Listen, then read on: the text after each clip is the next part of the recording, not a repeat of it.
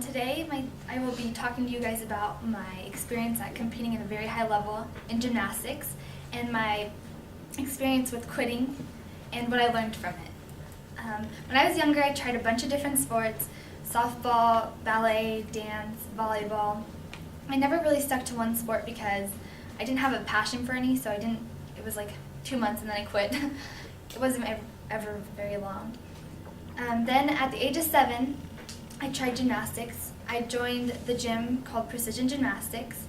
I began at the lowest level, White Stars. I wasn't too great, but I did work a lot harder than all the other girls. And my main coach throughout my whole gymnastics career, Ralph, he saw potential in me. And so he evaluated me for a couple of weeks. And then on one Saturday, he brought me in and he did a 2-hour private, which was a very long time, because all we did was work out and it was very long. And so then the next week I found out that I made the pre-team.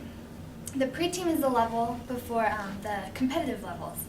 I was only 8 years old, and this was a big deal because I had skipped 2 levels, and skipping levels in gymnastics is a very big deal because a lot of the coaches don't like training such young kids because they don't think they deserve their level. They'd rather be training older kids because they think the younger kids won't understand all the skill and complexity. For example, some of my coaches didn't think I deserved my spot. One of my coaches, my tumbling coach, instead of her teaching me how to do a back handspring herself, which is a basic skill, she had her boyfriend come and teach me how to do a back handspring. He didn't know what he was doing, and he taught me how to land wrong. So that caused my first injury. I had bruised my heel bone. It doesn't sound like that big of a deal, but when all you do is land on your feet, it is a big deal. It didn't affect me too much because I was just like, oh, maybe I'm special and her boyfriend is going to help me, and I didn't think of it too much.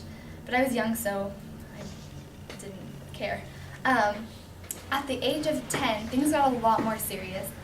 By the age of 10, I skipped 3 levels, going to level 6, which is a very high competitive level. I got asked to go to a junior Olympic program in Texas. They wanted me to drop out of school and be homeschooled because they wanted me to focus more of my time on gymnastics. This kind of hit me. I was like, whoa, this is getting serious. And I was so young, so I didn't know how to take it. My parents supported me with whatever I wanted to do, but I didn't know what I wanted to do. I went to gymnastics every day, 5 to 9, and I would do privates on Saturdays. And I didn't mind because that gym was like my second home, and I loved gymnastics so much. See, if it was like soccer, I would cry every day and not want to go, but I loved gymnastics. But then my coaches, since they heard all these, I was getting higher and higher with competing, some of them put me down, and it kind of got to me. They would tell me I wasn't good enough, or I was doing stupid things wrong, like walking around the gym. If I was going to get a snack for snack time, I had to point my toes and put my hands behind my back. But none of the other girls had to. So that started to get to me, and it got so bad that I was bawling before every practice. I didn't want to go anymore. I wasn't having fun. And I was young, so I let their words get to me. So at the time, I thought it was the best decision to quit. My parents, they tried to make me they didn't want me to quit because they knew I could have gone far, but they knew I wasn't happy anymore, so they allowed me to quit.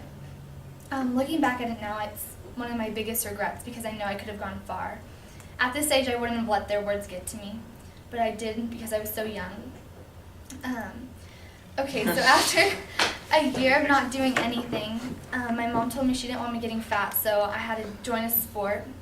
I picked soccer because my sisters at the time were doing soccer, so I just was like, okay, might as well try it.